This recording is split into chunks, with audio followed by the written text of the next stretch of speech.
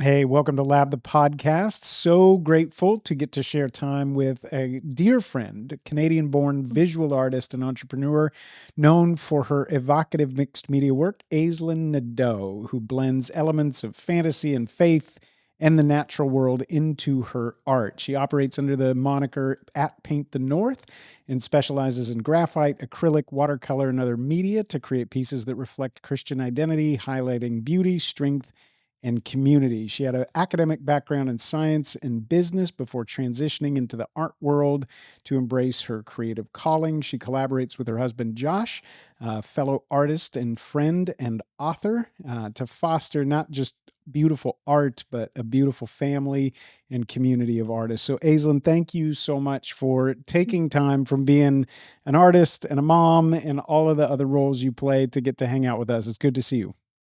It's good to see you too. I appreciate that. Well, last time we were together, it was across the ocean. We were all in Brno. Josh was there. You had been so generous to take time away from your family to actually be with us. And so that was actually, I was thinking about the last time that we were together in person. And I was thinking about a table where we got to have lunch with Connor and Cammie was there and Josh, and it was just beautiful. Do you have a memory from Brno and that trip that stands out to you? It was kind of a surprise that you guys would get to come and be there. Does something stand out from that trip to you? Yeah, yeah. I mean, it was an absolutely incredible experience, something that I've never had before, or probably never will again. So it was absolutely amazing. A specific memory would be I recall that we had this scenario where the first cellist was having a bit of difficulty submitting to the authority of the composer. And they I don't know, it was like almost like everything that was happening was like hitting a wall. And I remember the composer, he continued again and again to say like, we're just like we're bumping against something. And one night I had this strange, almost like ethereal experience where because we'd been praying about it, and there was this like image of us being I was like half awake, half asleep, but this image of me being carried, us being carried by the music, by this gold, like, I don't even know, like a gold experience. Like it was amazing. And the music, since that was playing as we were being carried. And the next day, we all were discussing that wall that we were hitting. And I shared a bit of that, and then we were all praying. And then shortly after, it was like it was just like, butter. It was everything started working. So it just I think the most profound part of that was obviously like that experience the vision, but then the power of prayer. So yeah, that's what stands out to me. I was like, I haven't had a vision like that in a very, very long time. And that was like one of the most profound visions. It was amazing. Yeah.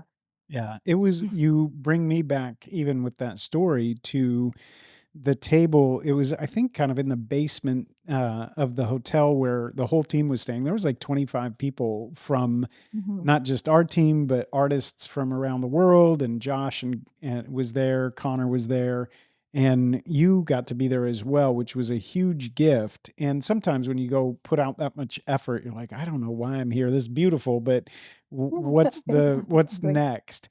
And I yeah. remember there were times sitting around that table with the whole group of like 25 of us, and we would Mhm. debrief the day before and we would talk about what was ahead for the day ahead, and we would pray, and everybody would get to contribute as they felt led. And it was during those conversations that you would occasionally share an insight or your perspective or one of these visions or dreams that you had had in prayer, that a glimpse of that would come out. And I was deeply impacted. I know our team was moved, and just your voice Mhm. and your wisdom were really important to the team and to the project. And so I remember sitting there going, I cannot wait to have a podcast conversation to keep that conversation going, because you have so much Yeah. wisdom. Aw. You're an artist, Mhm. you're a mom, and Mhm. you are working together with Josh to steward really beautiful things in the world. So I want to Mhm. get to all of those things. That was the why behind this conversation. Yeah. But we Yeah. had to wait because you were also waiting for the arrival of a new member of your family. So since then, you and Josh have had a baby. Congratulations. Yes, well, thank you, thank you. Yes, we love him very much. Yeah, I know Josh's perspective on expanding family. We'll leave that for another day. But you, uh, how are you doing now? Because you're navigating like adding to your family, and life is growing, and now it's turning to summer in Canada. But is everything going Mm. well? How is it being mom of two now? Oh, it's funny because a lot of people say, "Oh, like, adding 1 to the mix," like, when it's just you and your husband, everything's sort of yeah, like, it's like, "Oh, okay, this is quite a dramatic experience." You're going from just 2 adults to this new little thing that needs everything from you, and then you add the second, and some people, it's like this 50-50 chance that you end up with, like, it's a lot harder or it's a lot easier, and in my case, thank you, Jesus, it was a lot easier. I like little Cassian is just like he's just my little potato baby, and I love him so much, and he just, like, he's along for the ride, because Ransom is, like, all in, like, he's very, like, tactile, visceral, like, in everything, and then, like, little Cassian's just like my little angel is like, "Okay, now what?" That's so great. Yeah, That is yeah, it makes it fun, I think. I yeah, remember that experience with our daughter yeah, Holland. She was just easygoing, laid back, and it was a great yeah, addition. So that's super, super cool. Yeah. yeah. I love to hear that because yeah, Josh, every time I talk to him, he's like, "Yeah, like, when we have 5 or 6," and I'm like, "Excuse me? Sorry? Say that again?" I Uh, was like, "Maybe 4," but, like, he's like he keeps adding. Every time he talks to someone, he's like, "Yeah, maybe 5." I'm like, "I went from 3 to 4? What?" that's right. Yeah. But yeah, We yeah, started out 3 was gonna be it for us. We had said yeah, 3 originally, and we have yeah, 4, and I'm so glad we have 4. So, you may go to yeah, 6 or beyond, I don't know, but 4 has been amazing for us, so, yeah. yeah, yeah, we may go to 6, I don't know. I'm getting up there in age, we'll see, we'll see. I'm There you go. already really tired. Yeah, Well, you have a few minutes without kids to be able to yeah. do a conversation like this. So thank you for stepping out of all the beauty of your family and to have this conversation. I want to go back before we keep going into the artist side and to the art Mm, side, just to your story as a person.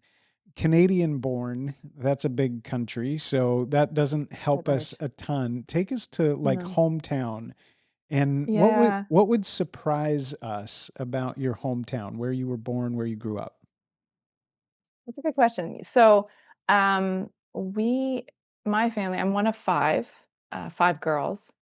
And we were born and raised in Ontario, which is like on the map is I always say British Columbia is like BASM, BASM.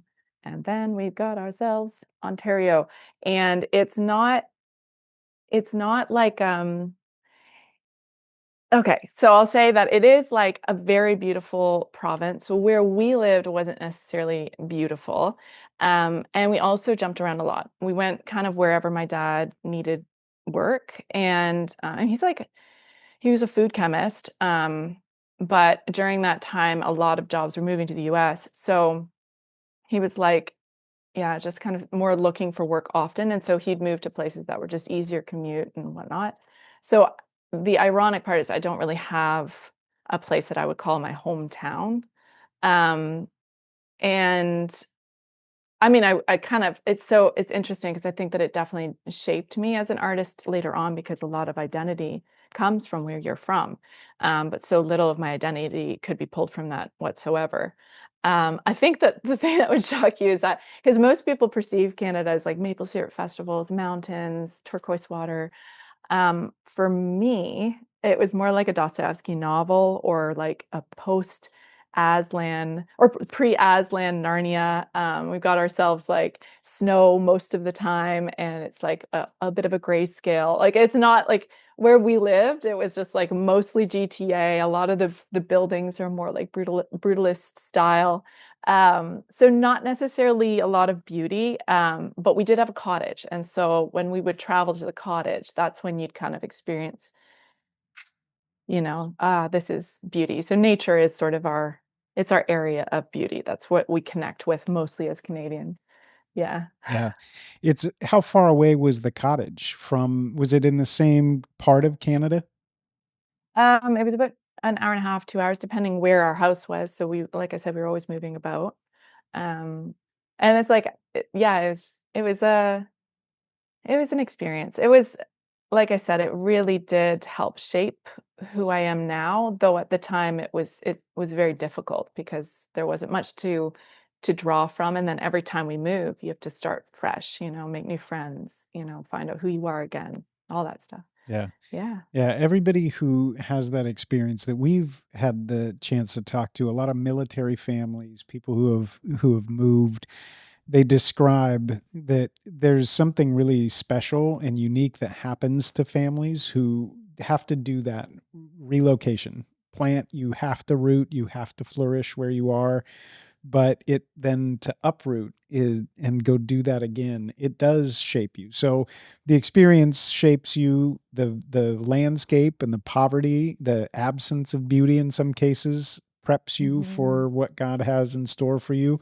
And there's Yeah. probably, well, I mean, no doubt people along the way who looking back you can point to and say that person influenced me not just as a human and shaped me in my faith or shaped me in who I am as a person, but as an artist. Are there Mm, people, maybe the one or two people who pop up in your mind that you can point back to and say, you know what, early on, they mm, did nudge me in a direction that started to nurture that creative side? hmm. Yeah, I think this is so good. Initially, with all the moving and starting afresh and, not necessarily having what I would consider a home, we I went to school in the US, and, in a way, I feel like it was like I always say I kind of became a woman when I moved there because, for the first time, I experienced some sort of, like, consistency and then excellent friends, and yeah, so I can think of specific individuals, like, there's a couple women, um, well, 3 women to be exact, that were incredible. They became my best friends. They're still my best friends to this day, 15 years later, and they helped foster this sense of identity. They helped, instill this, like, love for God. They were my they were my community. They were, just incredibly wonderful people, and oftentimes when I've had, like, these really hard places or these really dark places, um, when I was, like, completely alone, I could be like, because I didn't stay at university, I moved away again, right? But in my mind, I was always like, "Oh, but you know what? Like, the world could be falling apart, but I still have these women that love me." Mm, And, the cool part about that is that I think that sometimes when you have these feminine friendships, they can be almost toxic in the sense that they're like, "Oh, like, no men allowed." Like we're each other's best friends forever, for life, whatever, and that's true, but if you don't have this, this idea that, like, at some point there's this handoff, you know, then it's not the best. So, in my circumstance, when Josh came into the picture, they're all like, "Are you insane? Like, you have to date this guy. He's amazing." And so that sort of encouragement rather than, like, being like, "Oh, no, he's taking her from us." No, they were like, "We're so excited for you." And they championed Josh. They are the type of people that, like, they're like, "Oh, men are amazing." Which I think is more of a rare conversation, which, that's a different topic. But, and then when Josh came into my life, obviously he's the one that continued to encourage me into the arts.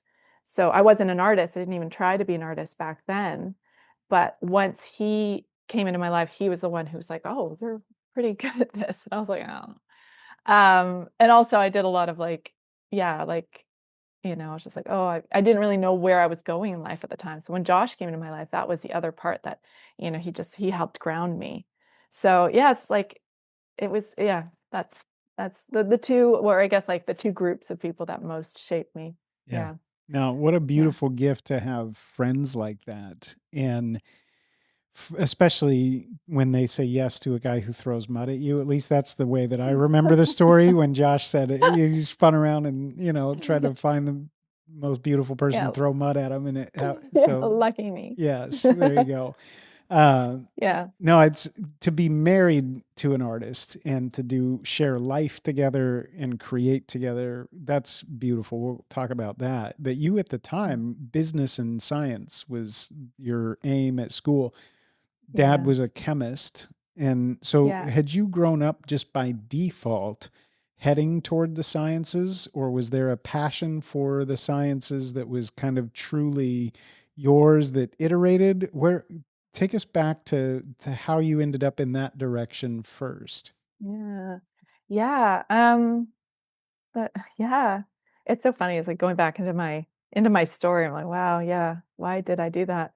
Um, like, yeah, I think that there's very little. This is the thing. Most of my life sort of happened at me because I was sort of on this side of like, yeah, just okay. This is. Oh, I guess I'm doing this now. Oh, I guess I more fell into it. Like, um, I just remember, like, I was like I think I was taking a shower and I was like, "Should I do nursing or science, health science?" And I was like, "I guess health science," you know? It's just like that there was no I just kinda landed in things. It was not I love the sciences, though I still like, I'm very passionate about health. I find, like, it's like if someone comes to me and they're like, "I have a stomach issue." I'm like, "Well, let me figure it out. I got some answers for you," you know?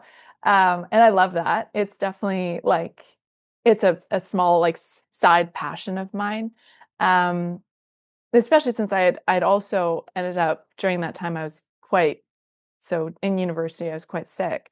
So, it was just that's a long story in itself, and so I had all these, yeah, body issues at the time, so I think health sciences was like, "Oh, I'll just if I learn more about it, you know?" I can fix it. I can fix what's happening with my body. So a lot of like that sort of like rational, we take a lot of rational steps. I think most of yeah, I would say my family and I were very rational people. We're just like well, looking back now, I'm like, am I that rational? No, I'm not really at all. But at the time, it was like we make these decisions not based on, hey, does this give you passion or does this make you happy or does this inspire you? It's like, well, does it make money? Does it put food on the table, clothes on your back? And I also see that like that there's a strong connection with um being Canadian, I think, and that because, um, we have I'm like 3rd generation Canadian, and the first generation that came over, they're Eastern European, and they moved to places like Saskatchewan, which is like the coldest place on the planet, and they farmed the land. And it's like, why would you choose Saskatchewan? And it's like everyone had to survive.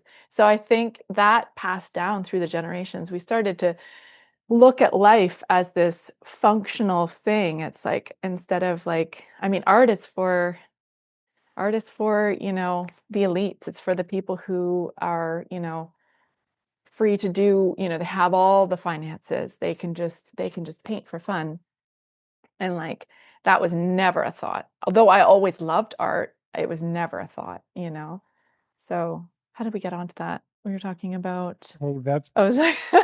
well, it's great. Spaghetti. Where are we No, it's going? great because I Yeah. think so many people, Augustine even said, like, beauty, I learned to love Mm. you late.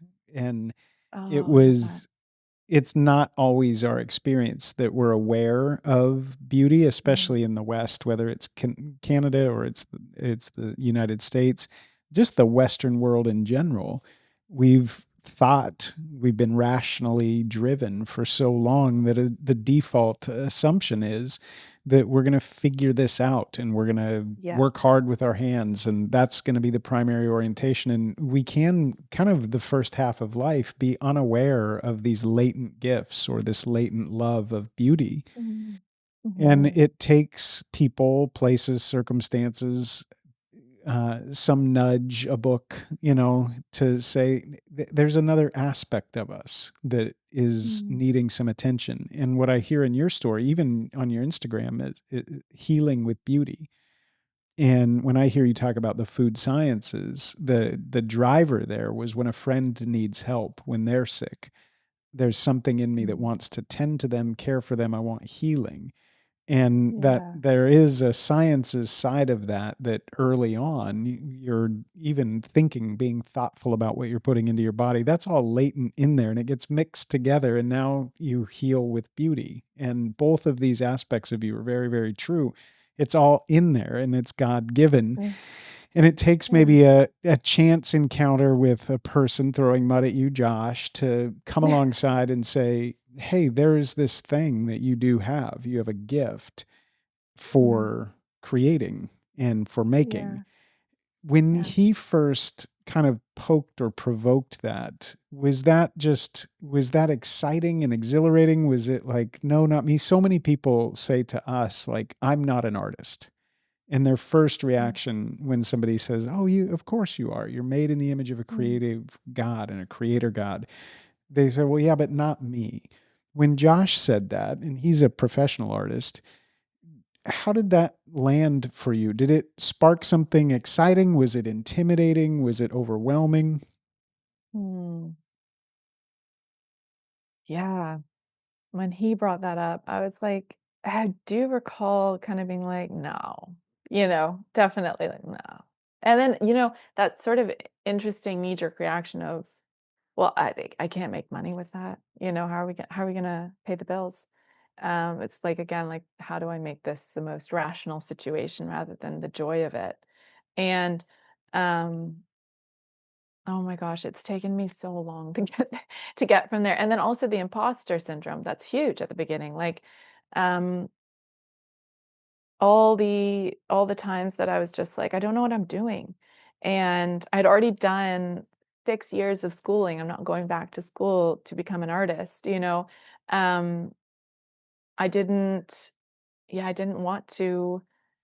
I mean, I have this grand idea. I can't wait to study in Florence. That's my when babies are old enough and we're ready, we can move to Florence for a bit. Um, but for the first, 5 years of me painting, it was like, you don't know what you're doing. It was like a constant thought. Mm, And like most of the painting would be so like most of the painting, that's in general as an artist, people need to know this. And if you're not an artist or you're planning to become an artist or you are an artist, but you're feeling this, it's like the first 90% of the painting's ugly. It's just ugly. It's just all the wrong colors. There's some things just they're not where they're supposed to be. The this the piece is not gonna look good, and so, like, I'm that through 90% of it Josh always says, "You're, like, such a true artist," 'cause I'm like, "It's awful." Like, I feel every part of it. I'm like, "I don't know what I'm doing. I'm so bad at this." And then I get to the end, I'm like, "Oh, I am it's pre not bad. I'm not bad at this." Like, I maybe I should do this for a living.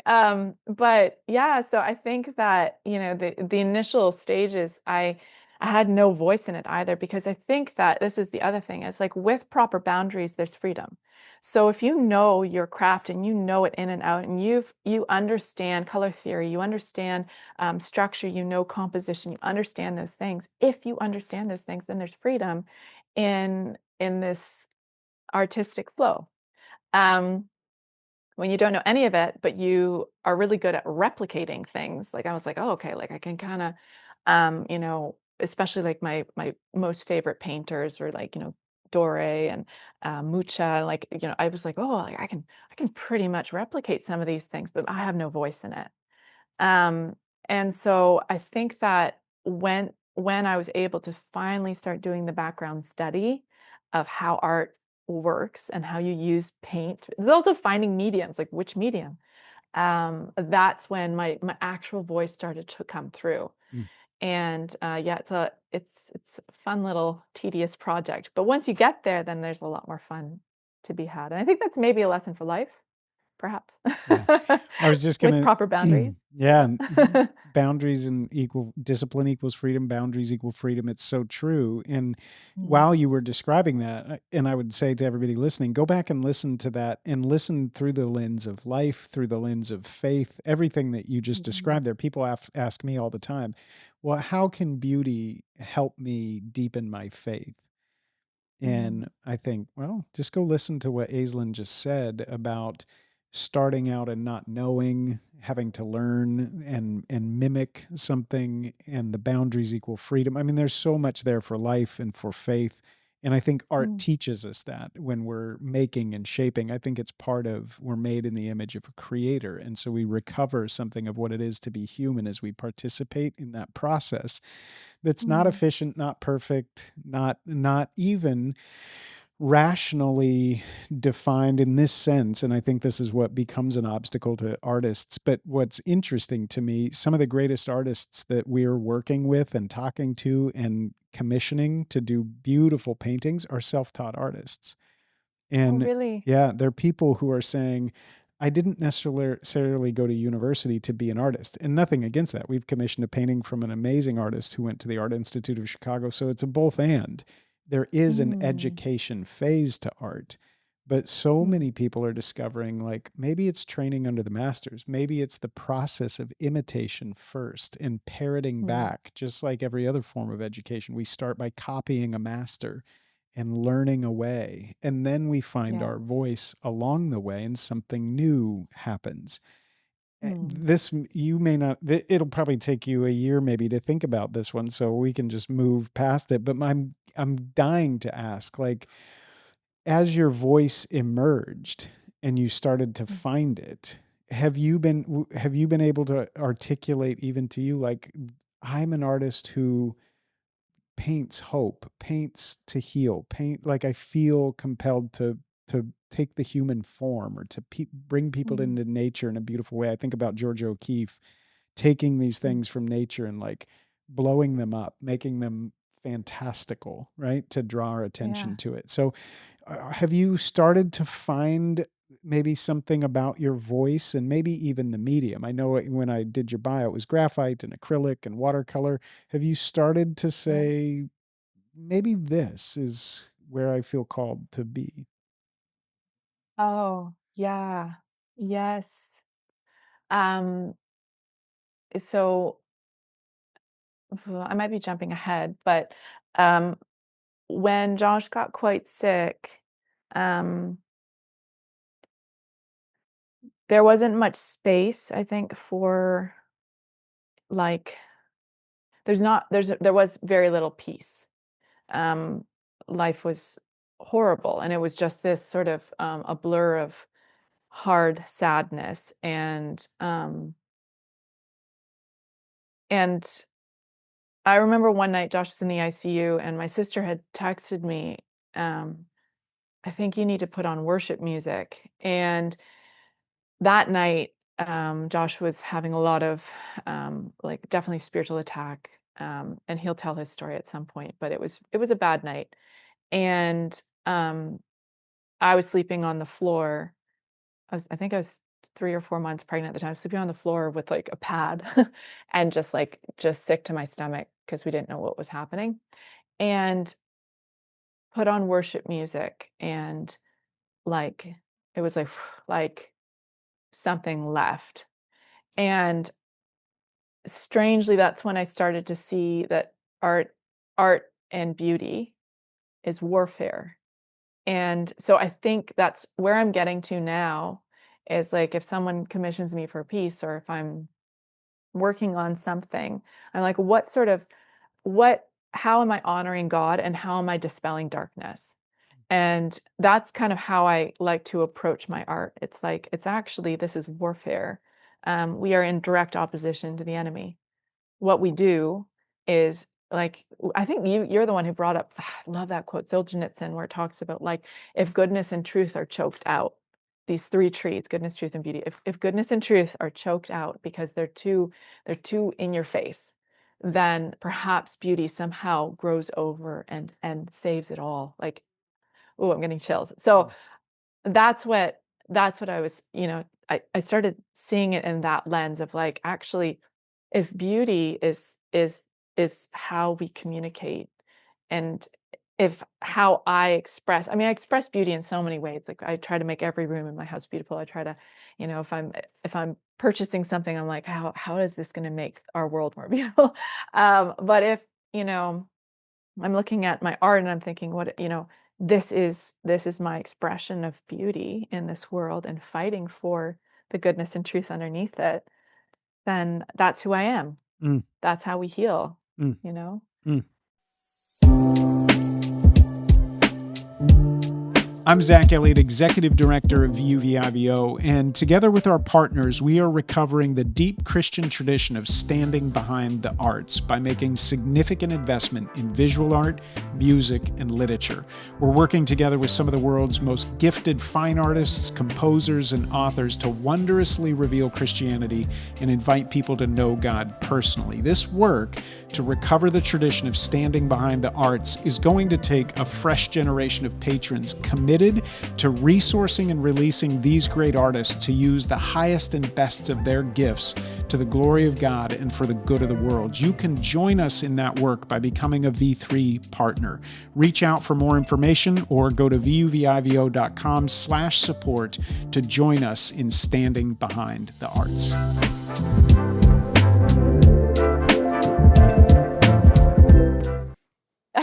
Oh, thank you. Yeah. Wow.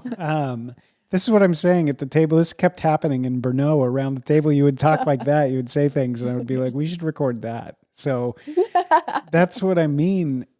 I did not know that you thought of your art as warfare, Yeah. but I love that. There's this idea that light says to the darkness, "I beg to differ," and life and Mm, beauty. Even this podcast, like life and beauty, is yeah. a direct.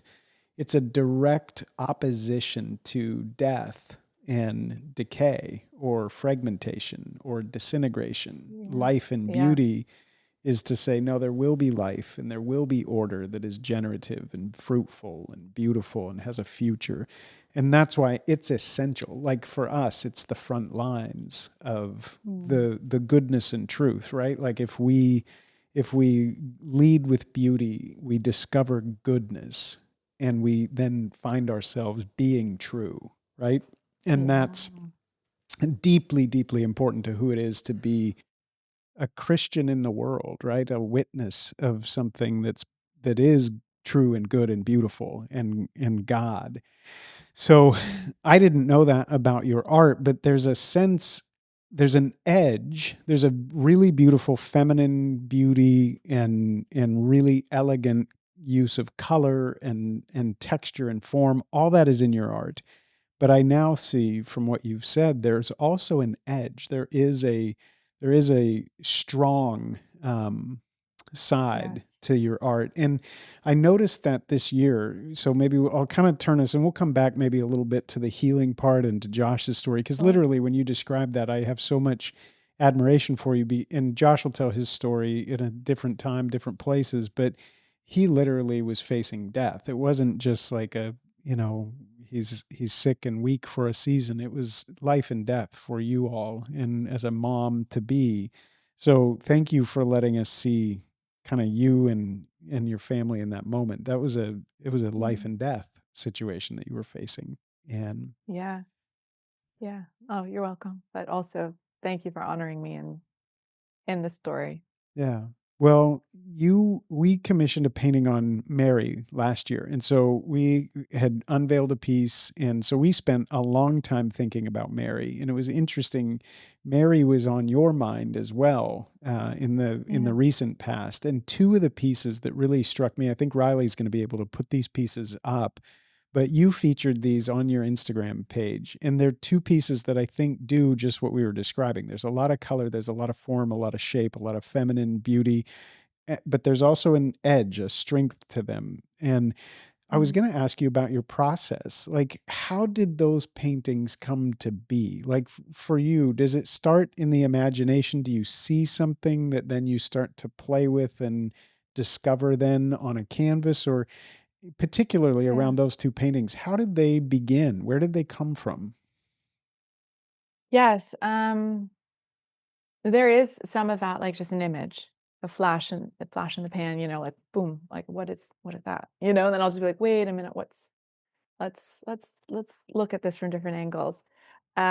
So it's funny because like my art is always like sort of like the title of the work is always an afterthought, so I often forget the name of my pieces. But the He is Risen piece, I had to look it up. I was like, what did I call it? The He is Risen piece, where she has more of that shocked expression, like, um, there was this moment of like, what if? Like, I know that in me there's been these the moments of hope with Josh, like, oh my gosh, what if? What if he doesn't, what if I still have him? There's a like that juxtaposition position of like we were in suffering, sorrow, terror, loss. It's such a it's there's so much to Mary. Oh my gosh, I love her so much. So there's all that, and then there's in the blink of an eye, turned right around. Like Jesus can completely transform us. And so that image was stuck in my mind. What if? What if we paint Mary for the first time seeing the resurrected son? Mm. Um, so that was just a fun one that I was like, I'm sorry, I like from crying earlier, I'm like, oh, Mm. my nose is running. But the second one, the Seven Sorrows, that one, okay, that one's a really interesting story because 10, or I think it was like 11 days before Josh was in the ICU, we were hiking. I was 3 months pregnant, so I totally suggest any woman who is 3 months pregnant, in her first trimester, sick to her stomach, just go and hike like one of the hardest trails on the West Coast. Just do it. It's so much fun. So anyway, I'm doing this, and it was like, why am I doing this? This is awful. I hate it so much.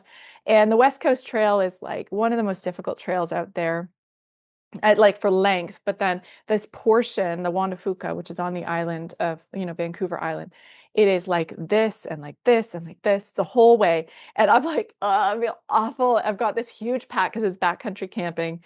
And I'm like, this is the worst. I hate this. And all the food is disgusting. And I don't want to do this.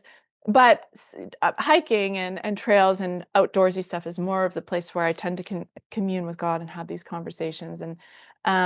And so usually what I try to do is I try to separate myself from the group, which is also carry bear spray if you're going to do that. But I was, separated myself from the group, and I'm going by myself, and I'm spending some time with God and being like, okay, what are your thoughts for this coming baby and like the near future and whatever. And I felt like, God was pretty quiet, and sometimes I just try to listen, and sometimes I just try to be silent with him. And I just got this this very profound moment. You are going to be acquainted with Mary. And I'm like, oh, thank you, Jesus. Like I'm gonna be just like, yeah, like a mom, you know?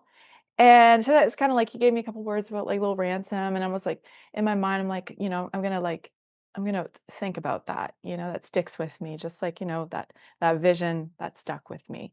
And um 11 days later, I nearly lose Josh, and then it's a year of uh, having no clue what was going on, why he was sick, while and having a child in the process, like, and oh my gosh, cry again. But the seven suffer. I learned later on there's seven sufferings to Mary, and there's this part where I think it's the first sorrow is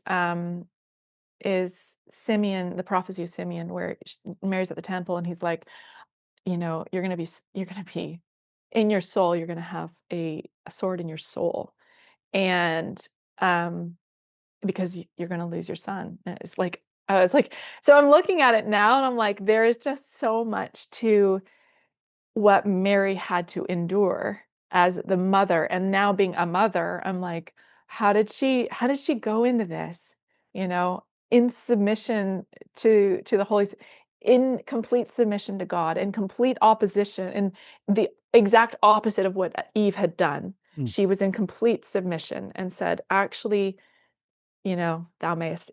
It's all you, God. I trust you. I believe you. And with this idea, knowing, going into it, even with the prophecies, like you're going to lose your son, and it's like you're going to carry him from that cross. Like there's just this, like I think of every diaper I change, and every bath I give, and every like, you know bruise and cut, I give a kiss too. Like, it's just with this, I can't imagine the back of my mind being like, I'm gonna have to say goodbye at some point. Like, that would be so awful. So anyways, I had this like, yeah, just it's so funny because like it's like you're gonna be acquainted with Mary. I'm like, cool. And then it's like actually there's so much to Mary and the sufferings of Mary that I'm like, I never would have been acquainted. I would never would have understood. Not that I even now to this day I will never understand, but oh my gosh, I didn't know. Mm, mm. Art is a very intimate thing, I think. Those all these allergies, the pollen's in the air.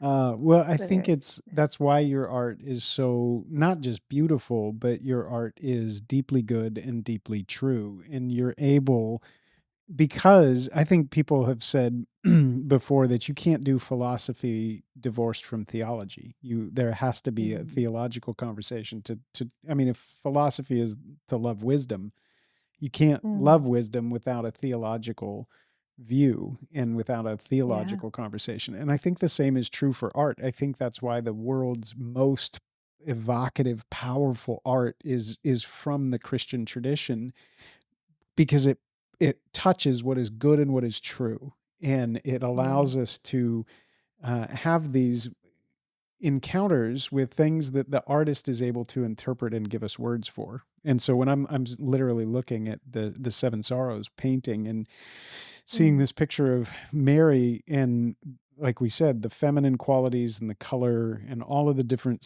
layers to the way you're telling that story, but at the center of the piece is the pierced heart.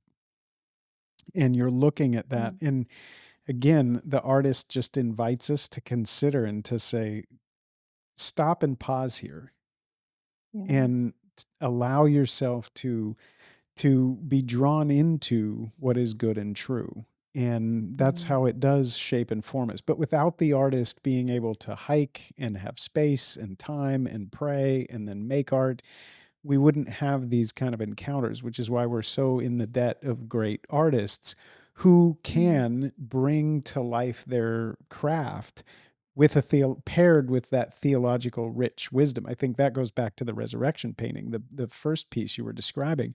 The Eastern yeah. Church, if we and it's too simple to say it this way, but the Eastern Church would say, let's lead with the resurrection. The Mm, resurrection is the starting point for the conversation, and then we will understand the atonement when we understand resurrection. So you have to have Mary post passion, post crucifixion, post resurrection. That view on and that look from her allows us to understand the cross and to understand atonement. And what we're comfortable with and more accustomed to in the West is to think from an atonement first standpoint, and then we get to the yeah. resurrection. But your Yes. art says, no, let's start with the resurrection. And if we start with the resurrection, Yeah. maybe now we can see in light of resurrection, the rest of it makes sense.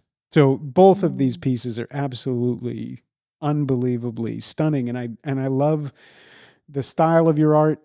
There's a noon and a freshness to it, but there's an ancient quality to it. So thank yeah. you for sharing just the pieces. We could keep talking about the way you go about your art forever, but these pieces are beautiful. And you have been Aw. generous enough to say that somehow V3 is going to be able to keep one of these and to actually put it on display. We dream of having our conservatory space, but we have our Mm, art loan program, and so we're going to be able to make this piece of it, one of these pieces, available through the art loan program. So well, thank yeah. you for that. I mean, just Oh, radical generosity is amazing. yeah. Yeah, well, yeah, I mean, you guys are the best, and also just I think every artist is like their thing is like, I'd love people to enjoy it. That's my thing. It's like, I want people to enjoy it. If they love it, then yay, like, that's exciting, and then also if it points towards something more ancient, then even better, because then people are like, "Wait, what is that?" Like, "Wait, Yeah. is Yeah. there something more important than, just what we see right now?" Yeah. Yeah, We that's need so much yeah. of that right now. And you talk about healing with beauty. I know I've got to be careful with our time. So, but I don't want to leave without this, because healing, from your own personal story, it sounds like with health early on in the university years, than the shocking and really, really terrifying uh, trail that you walked with Josh. Healing is a part of your story personally, but you make a point to say heal with beauty. Why those three words? Mm. Why those three words? Yeah, I think, in that contrast to that functional, like survivalistic, you know, even like the yeah, it's just my history with it is that I've always been so like get the job done, functional. Um, but we wander through this life often empty and disenchanted, and we wonder why. It's like what is it about, ourselves that we've lost? And, even down at like I have these thoughts of like our architecture around us and how does that reflect us? Like, the idea that like once upon a time we built beautiful cathedrals. Once upon a time we have all the knowledge there. That's the shocking part to me is like we have all the knowledge, and so what are we doing putting up these ugly buildings or creating ugly art? And I say ugly art because I think of like, I one time went to a modern art museum in I think it was Philadelphia, and it was like there was a big toilet in the middle. And I was like, that's not art. That's death. That's that's telling us we shouldn't want more. Mm, And that's why I keep thinking when I see another ugly condo building go up, I'm like, there's something else that tries to take away that deep inner longing, because beauty begets beauty. So when I long for something, uh, I can create more beauty. So it's almost like you just it's a replication. Um, so when finally I started looking at life through this lens of like, actually, what if everything I made was beautiful? What if everything I did was excellent? What if, the architecture we surround ourselves with is beautiful? Then I think the land can heal. That mm, sounds so, I don't know, if I out there or whatever, but I do believe that the beauty, as we start to look at art and beauty as warfare, within that context, we can actually heal. mm, We can heal the land. We can heal ourselves, and because it draws us back into Christ, mm. it brings us right back into Christ, and yeah. So I think, yeah. Does that answer your question? That was kind of like a convoluted way of getting to No, location. I'm like, "Eh." no, it was beautifully precise. And I think I think it is the resurrection first part, the beauty first part that Yeah. like Christ is ultimate beauty. And when you see him Mm, resurrected, overcoming death, overcoming sin, we mm, are looking at the future, beautiful, all things made new, right? And all shall be mm, well. And we're looking at it and it's what's possible. And I think that leading with beauty allows us then to discover what is good and to be true. And so yeah. it carries us back. And so some people say again that, oh, it's a, like you said, it's for the elites. And I think it's directly Mm, the opposite, right? When we yeah. participate with beauty, we're actually participating in the future of what is true, right?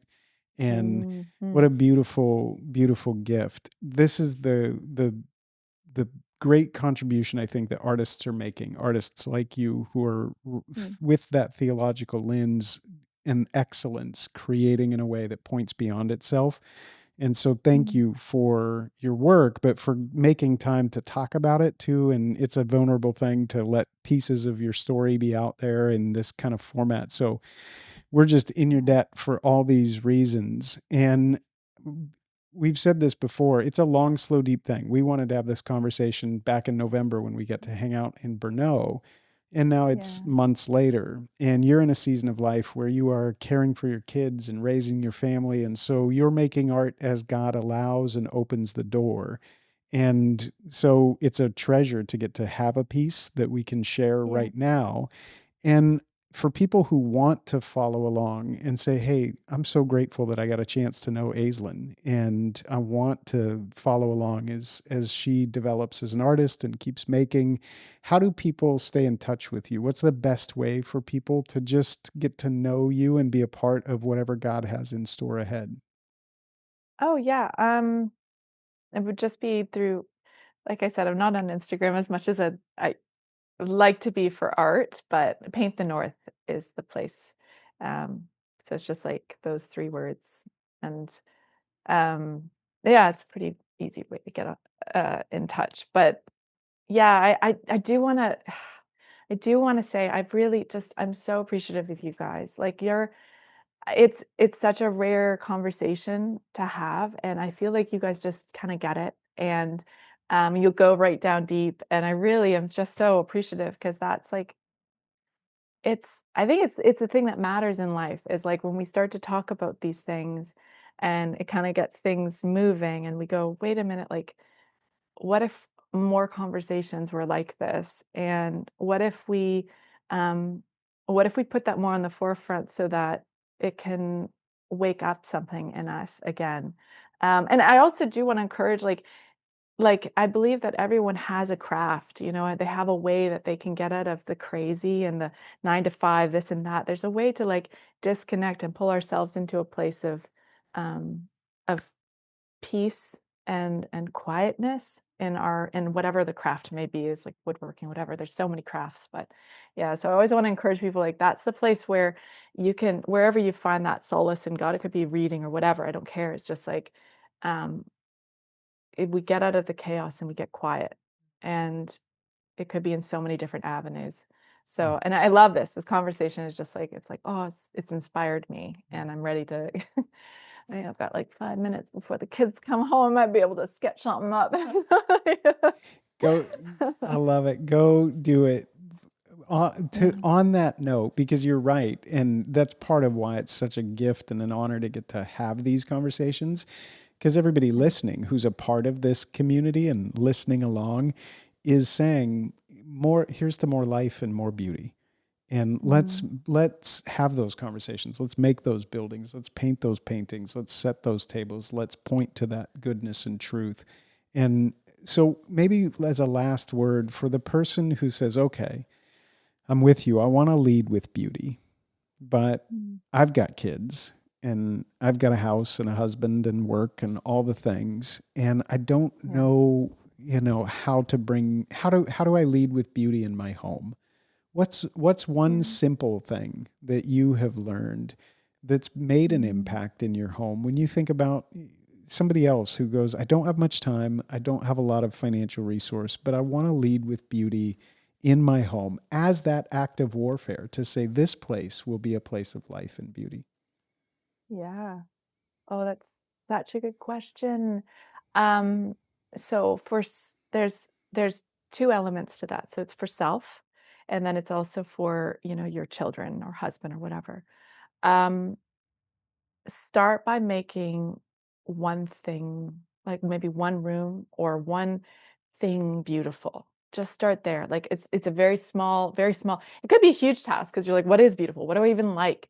But I imagine like when you set the dinner plate, like, for me, I'm like so Eastern European, like schlop, gotta go, let's do it. Like Josh always jokes, he's like, "Why are you so rough?" And I'm like, like I'll be putting on the diaper and I'm like, I don't know, like just like getting things done, but I'm trying to be more conscious of everything, because like the beauty of the feminine is that we if we are at ease, if we are not in a rush, we are in like our utmost. We are playful, we're creative, that's the beauty of the feminine. So like start there, just try not to be in a rush. It's hard, but like, create a bit of a boundary so you're not in a rush. Maybe when you're setting the dinner plate, put a little bit of beauty in it. Like make it not look like I keep thinking of how many dinner plates I put out that are so ugly. I'm just like, here. But like just start in a small way. Maybe I mean there's this running joke with Josh and I is like, I used to be in athleisure all the time because I gotta go. It's like now, like, what if I put on proper pants? You know, like it's like basic things like that. And then when it comes to the kids and because you want these little lives to be creative, you want these little lives to flourish and value beauty. So what if,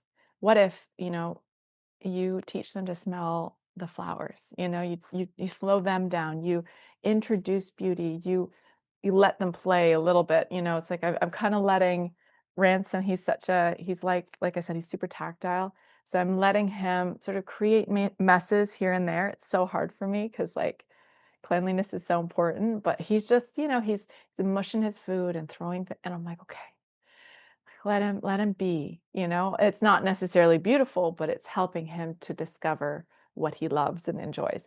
Um, and so, yeah, like the stopping to smell the flowers, the make something beautiful in your own life. And it's hard at first because maybe everything in your life is ugly. Like Mm. maybe you're everywhere you look, it's ugly. Um, but just start small and then move from there. And then it becomes easier. Yeah. Yeah. I love that. That's such, I mean, even just don't be in a rush. Yeah. Choose one thing and make that beautiful, and it gets easier. And I think Yeah. that is a powerful stance against uh, darkness and death and decay, to say I want life and beauty here. So, Aislinn, thank you. Mm. You and Josh are great friends to Oh. us as people in V3 in this community. So we're in your debt, honored to know you, and we'll be praying Mm. for you and just cheering you on. I'm grateful that Josh fanned the flame of that gift that God has given to you, because God has put something Mm. remarkable in you that's both artistic and theological, and you deeply understand both sides of that. So keep making, keep creating. We'll keep cheering for you and praying for you, and we can't wait to share the piece that you're going to share with us through our Art Loan program. So Aislinn, thank you so much. Oh, it was such a pleasure. Thank you so much.